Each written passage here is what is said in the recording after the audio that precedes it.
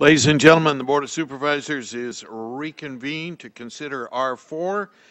That is a report on recommended steps to improve enforcement of Ordinance Section 211-05 and receive recommendations from the CEO related to the creation of a medical marijuana citizens advisory committee. The way we're going to proceed this morning, ladies and gentlemen, is we're going to hear a presentation by Mr. Lees, followed by an opportunity for board members to ask questions, and then we will receive testimony from those of you in the audience. We have the speaker request forms filled out. Supervisor Modi will call your name and the following name of the speaker. If you'll proceed to the podium and address the board, you have up to 3 minutes to do so. Mr. Lees.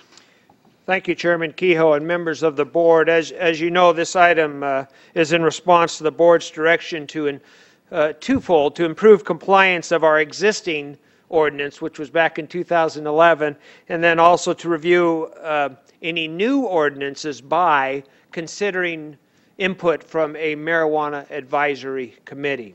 And so that's why we bring this back to you here today. First of all, I want to talk about the existing ordinance, the 2011 existing ordinance, because there were concerns there. As you notice in the staff report, there were some items numbered there that talked about streamlining the administrative abatement process. That was some problem areas that we had this last summer.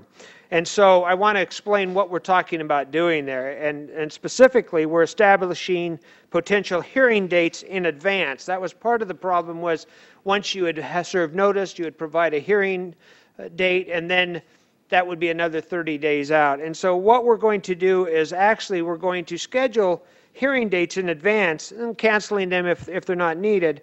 But this will shorten the length of time between when a hearing will be held, while still allowing, and this is an important note, while still allowing due process to be acknowledged. And I think it's important we do that, or Mr. Cruz will start kicking me.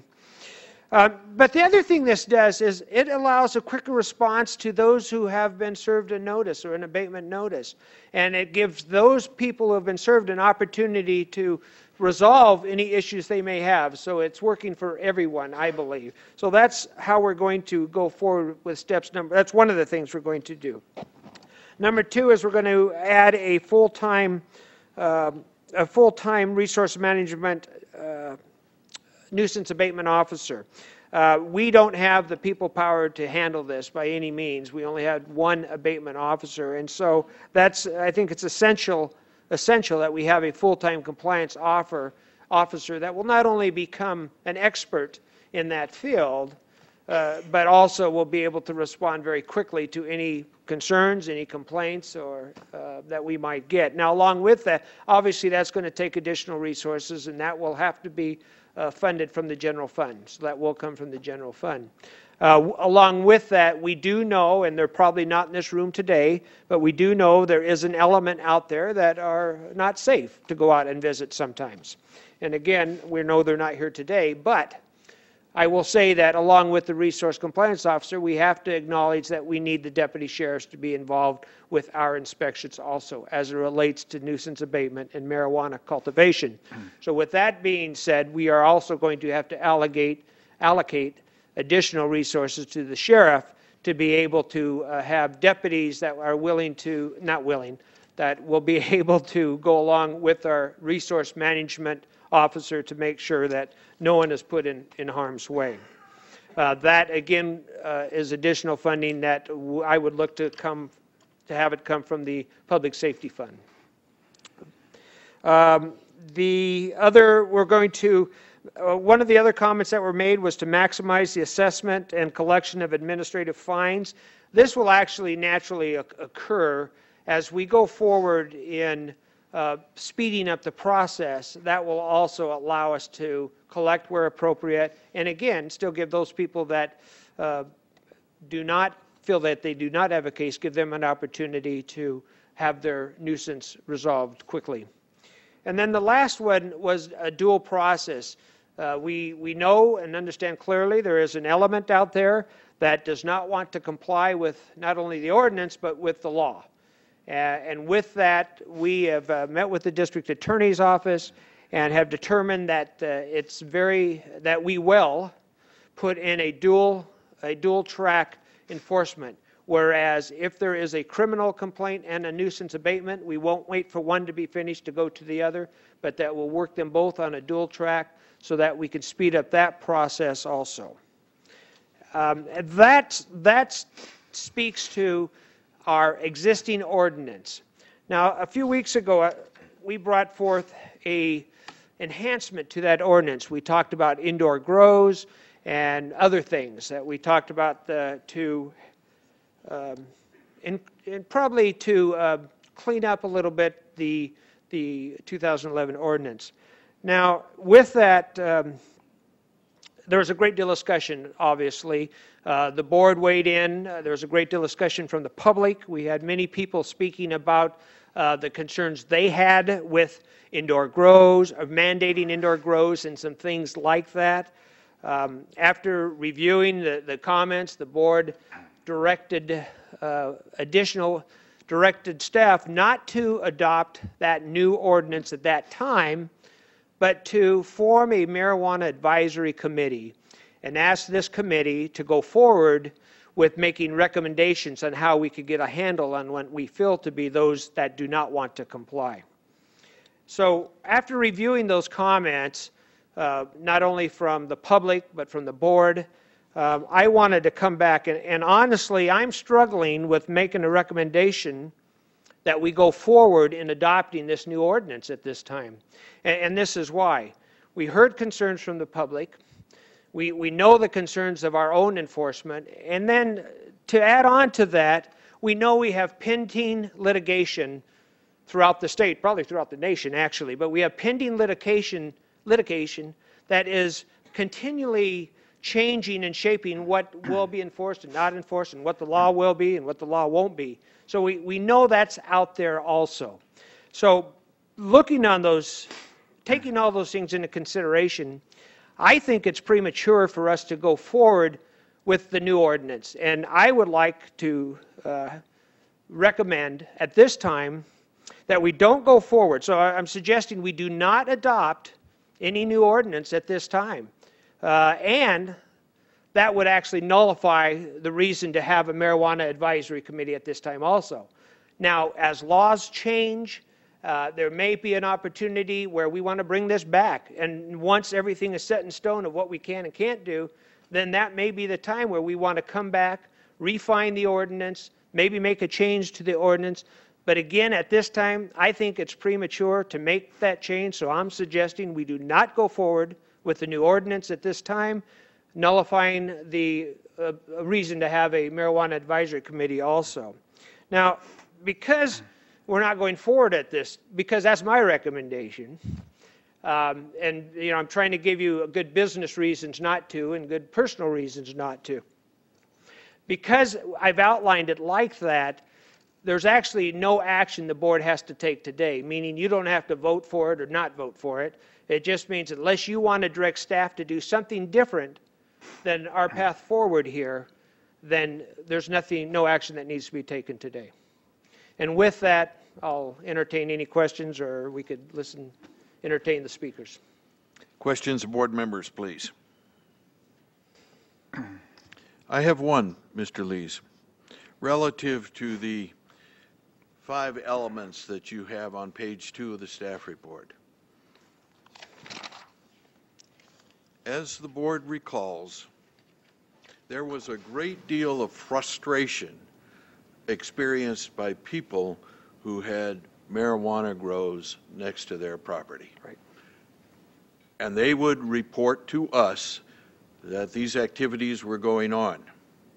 The frustration came with the apparent lethargy of us responding to those people and doing something about it. My question of you then is, it seems reasonable that if we implement these 5 elements, we need to have performance standards associated with this.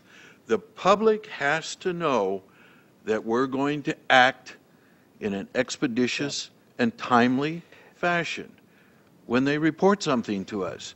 I mean, I'm in agreement with your observations, but we need to cut down on that level of frustration. Yeah, I understand. And I see us doing that by establishing performance standards that everyone knows what they are. And I understand exactly what you're saying, and it would have been easy for me to say, you know, I want to do all these things and promise that we'll do better. But that's why I gave you some specific items as far as exactly what we're going to do. Now, as it relates to the performance standards, I think we have to set. I agree with that, and this is what I had in mind.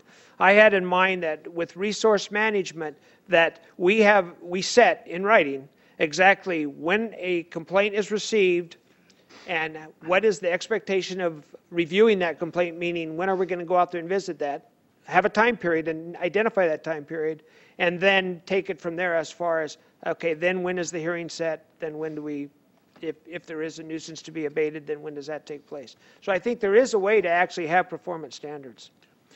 As you may recall, there was a bit of an ambiguity last year as to who was going to do what, whether it was code enforcement or the sheriffs. I'm hoping that we can resolve that. Yeah. That actually has been resolved. Okay. But your perception, it wasn't perception. You do focus on reality last year. One final observation is this.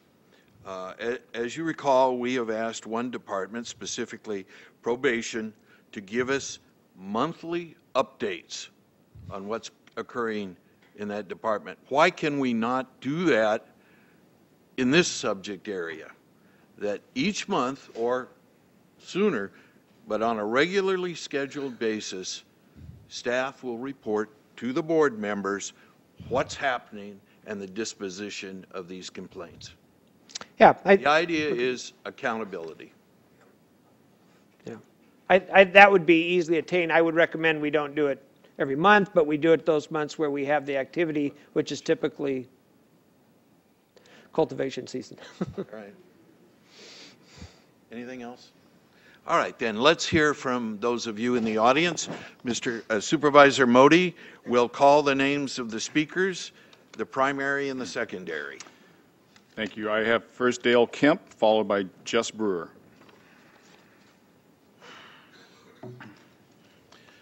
Good morning, sir. Good morning. I'm Dale Kemp, and I'm one of those people that is very frustrated.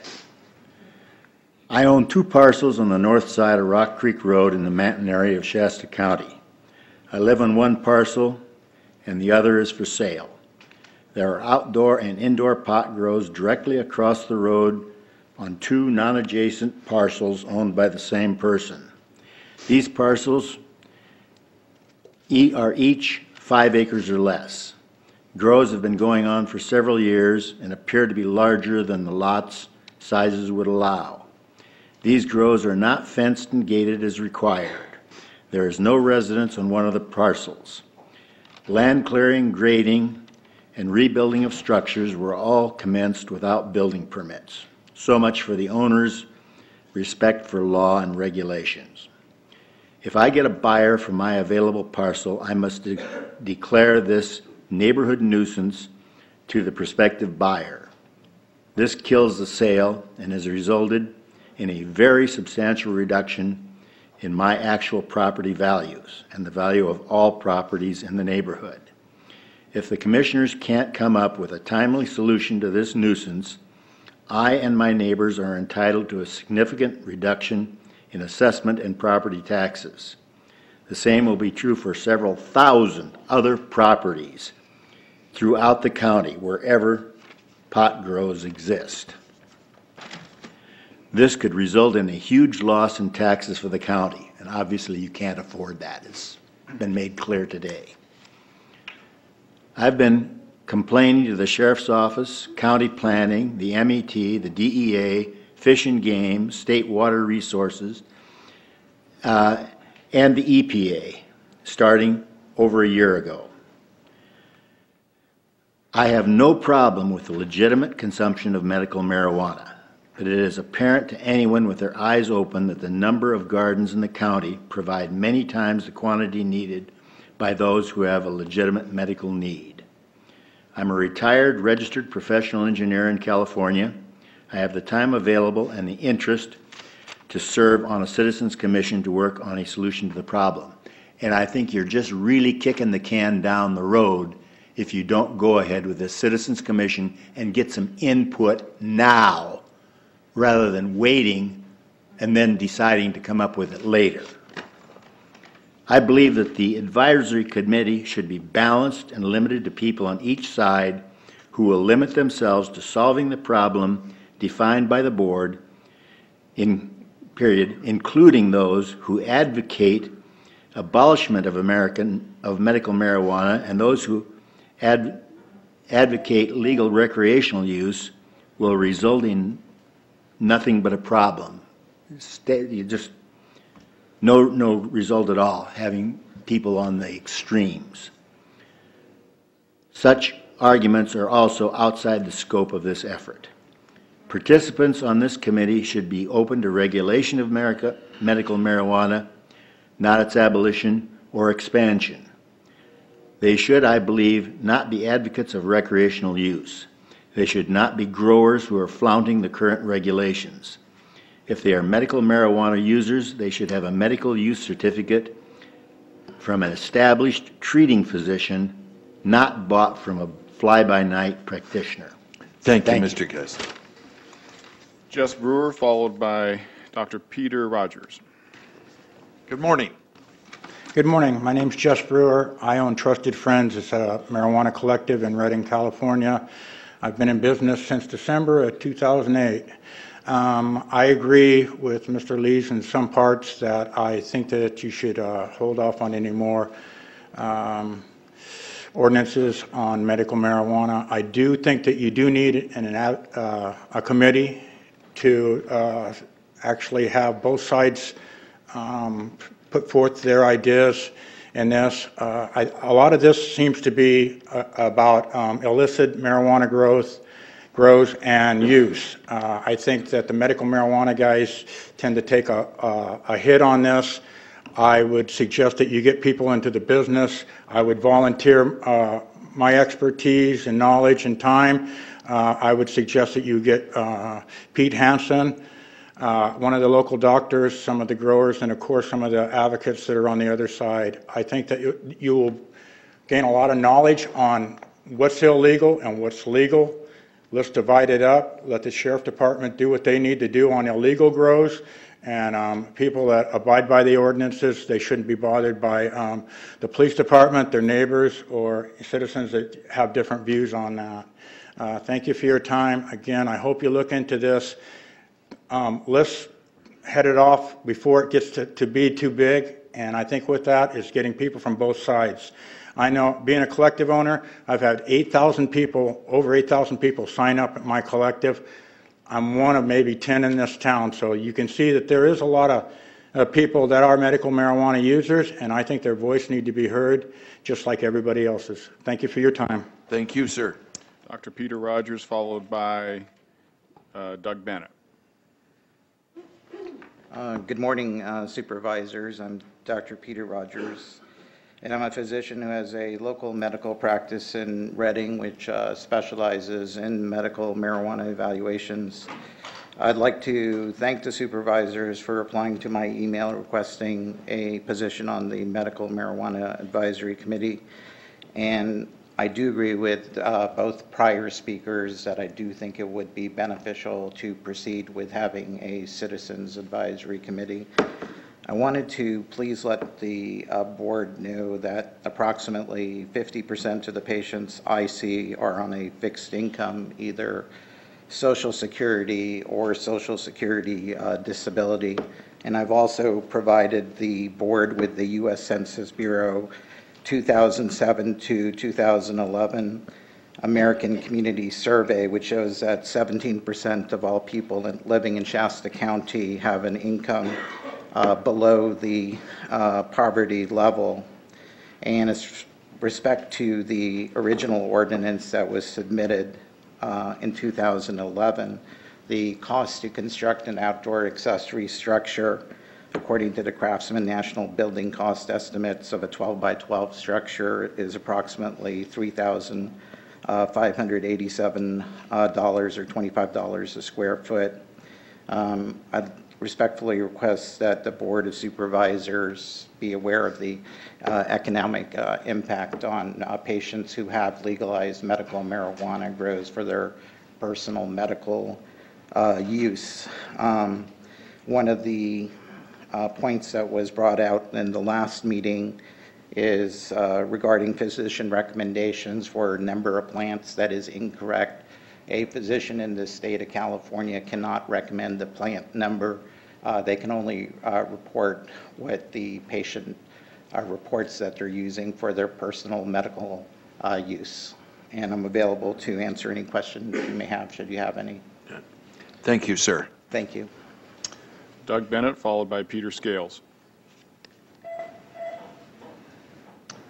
First, I'd like to welcome the new supervisors. I hadn't seen you seated as supervisors.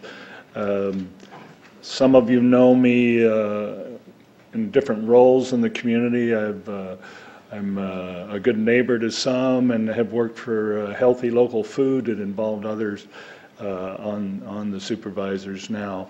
I've also submitted a request to volunteer for the advisory panel that you're talking about putting in place. And I agree with most of the other speakers so far that this is actually an opportunity. You're going to, as Mr. Lee said, there's many pending laws that are actually being reviewed starting today, I believe, at the state Supreme Court level. And that those decisions will come back to haunt you if whatever you put in place, almost certainly, because they're going to reverse some of the previous laws that are decisions by lower courts. So I think, me personally, I'm uniquely qualified. I worked on the ACLU board in San Francisco for the years 2005 through 2010. I've also worked with local law enforcement, with other community associations, and and I worked with the city and put them in contact with some of the lawyers from the Drug Policy Alliance that was part of the ACLU and helped them get through the process. So I think you should go forward with the board, even if you don't do anything with the current statutes that you're operating under, because most certainly you will have to change those. So I agree with Mr. Lee there that any action on that case, on any of those local ordinances at this point would probably be self-defeating. The other issue I bring, I'm really kind of unique in this situation. I don't use marijuana in any form. I don't use any kind of medication, actually, and I don't like it. And it's kind of contrary to the way I live, because I believe in healthy living. But my mother, who was 94 a couple years ago, I had to go down, and I actually got a medical marijuana patients and caregivers certificate, and because she was failing from not having an appetite. She was losing so much weight, and so that was an alternative that we tried with her. So all I can say is that I hope you go ahead with the board. I hope you put me on the board, because I think I can bring a lot to it. I'm also a property owner both in the city and the county, and have been for like 35, 37 years. So I hope you go ahead with the board. Thank you, sir. Thank you. Peter Scales, followed by Dolores Lucero. I too would like to welcome the two new board members. Very disappointing in your decision on the water. Modi, I can't let you get away with your smart-ass comments today about how we raise the money. The county did not raise a cent towards the water project. Steve Boyd, myself and Brenda Haynes raised $5.4 million. You're sitting there on your handsome police retirement. Good luck to you. You're a young man. You've got a second income sucking off the taxpayer, and you turn around in your arrogance and your hypocrisy. You ask other police officers to take a cut because times are hard, and you sit there, you don't give up anything. I had to let that go. I couldn't let you get away with it. I'm sick of your arrogance and your hypocrisy. Leonard, that's okay. Getting back, look, I was an attorney recently. Brenda Haynes, there were a lot of good people there. 3 times in the space of 2.5 hours, I was told how much the county hates my guts, right? Not they don't like you, they don't like you, or no, they hate your guts. I didn't talk this morning because Steve Boyd did not ask me not to talk, and they lost. Mr. Scales? Yes, I'm right on it. I'd like to turn around and point out the record searchlight states that this county is one of the 10 worst counties out of 300 counties in the United States to live. Why? You're going down this road to marijuana. You've got this guy saying he's got 8,000 more dope smokers out there that want to roam the streets. Look at all these people here. They're all young. Since I last spoke on this, and I was the only person that spoke in Shasta County the last time you guys voted this in. I had another hip replaced. You know what? 36 hours I walked out. I didn't even take a Tylenol. And and I've worked all my life. I had to spend $2.5 million to make the money Modi makes. These people are all young. They're all, look, you want to straighten this county out? We do not want, marijuana is a bad drug. It's a gateway drug. We do not want, these people have no respect for the land, the water, or any of their neighbours. And I've had personal experience with it. This is a very simple decision. Obey the federal laws. Marijuana is illegal. Ship them all out to another county, and let's try and bring people that want some business and employ people up here instead of running into all these bloody doped up bloody people out there. Marijuana destroys you as a person. It destroys your morality. It turns you into a bloody slug. I'm sick of slugs, and I'm sick of being somebody that pays the goddamn bloody bills to this county and this country. Thank you. Dolores Lucero, followed by William Gilbert. Good morning. Good morning. My name is Dolores Lucero. I have a couple concerns regarding your committee.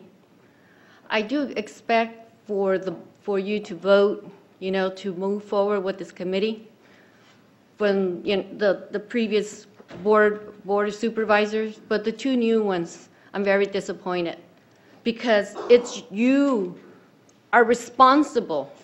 You took the job. You were elected to represent the people, not to pass on your responsibility to somebody else. And I've been hearing it on the radio regarding this, and I think it's pretty sad that you're planning to move forward. And I hope that you don't move forward. The people who did say, yes, let's get this committee, I think it's wrong. You need to take your responsibility and do what's right and represent the people. Regarding what they say about when you vote on this issue, you have to stand for those people who elected you. Next is I am concerned that you've been talking about public safety, but yet here you are thinking about doing a committee. Your responsibility is to protect the citizens, but yet you ignore the public safety. You're putting people in jeopardy when every time you pass on your responsibility to somebody else. That's why you get paid the big bucks to represent us. We, the taxpayers, we elected you. We went out there and took the time to vote for you, so you could stand up for you. I mean, so you could stand up for us, and here we stand up for you to try to tell everybody, yeah, elect this person because he's going to defend you. I'm very disappointed. Marijuana is a big issue in this town. I'm going to give you an example. Those 2 women up there in the second row up there with the black hair and the blonde one, they followed me to my car the last meeting. They practically were right here to my face. trying to threaten me, telling me who do I think I am talking about this issue. I have every right. Those two women don't scare me. But if those two women put a finger on me, I will defend myself. I might not be able to carry my concealed weapon. People like this are going to fight for their drugs. And you are putting us in danger when these people become vicious, worse than an animal, because they're protecting what they want, what's best for them, not thinking about the other people. You have a responsibility to the little children who don't have a voice. They look up to people and adults to do what's right. You're not doing your job. The other thing, I want to make it quick, but on the medical marijuana, I had to be a witness when one person actually threatened somebody came forward and told me that they were going to kill him, chop him up, and dispose of that body. I had to be the witness. And that person was able to get a restraining order, but that person is still out there threatening people, and it's sad that you put us in jeopardy. You need to protect the citizens. Public safety you talk about, that is part of your responsibility. Thank you. William Gilbert, followed by Rosemary Smith. Morning, board. Good morning. Audience. My name is Bill Gilbert. I'm a legal advocate for the poor, and which often means the disabled also. And I don't really have a dog in this fight, except it does interest me quite a bit. I think you do need the advisory committee and have it ongoing, because this problem isn't going away even after you pass whatever ordinance you pass. If you ban outdoor grows completely, then it might be wise to supply Marinol, or have the county grow its own pot and supply it to all these 8,000 people. I'm surprised to find that some people, medical marijuana patients, still think they should grow 6 plants for them and 6 plants for their wife. And they aren't even aware that you changed the ordinance. So if you're going to have a new ordinance, you should try and advertise it more to these 8,000 people. I think 6 plants per patient or 12 for a parcel would work better than an area grow, because everybody can count to 6. Some of these people cannot multiply 2 numbers and get a reasonable figure. And what if the area is not a square area? It could be oblong or any other figure you can conceive of. For the people that complain, oh, children are going to get marijuana from these grows, teenagers have been smoking marijuana since I was in high school. Banning these grows isn't going to change that at all. So you can't fend that off very well. And for the people like this gentleman who complained about this marijuana growing in parcels next to him, I suggest they grow their own marijuana, and they grow male plants. I don't want it. Oh, yeah. So that, Gentlemen, please address your comments to the board. So they grow male plants, so the female plants will be less odorous. Thank you very much. Thank you, sir. Rosemary Smith, followed by Nicole Nicola. Good morning. Good morning. Good morning.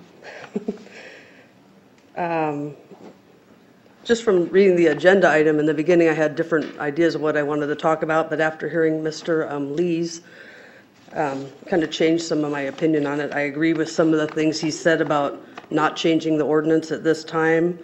The only concerns I had on the items he addressed about the full-time code compliance officer and additional resources for sheriff's office is where the money would come from in the budget. And so that's one main thing to address.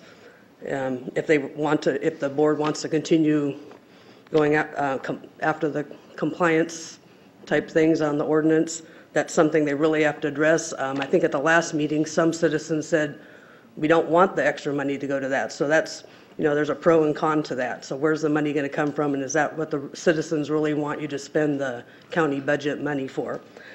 And originally I want to thank you for considering creating the Medical Marijuana Citizens Advisory Committee. I think that's something the citizens spoke about at one of the prior meetings, and the majority of the people want to have that, and also the people that have spoken before me. I think it's very important to still have the committee With all the changes coming up, there's a lot of different legal aspects that are going to be changing. But having an ongoing committee like that would be very valuable, would get information to the supervisors that they might not know about. It'd be very educational.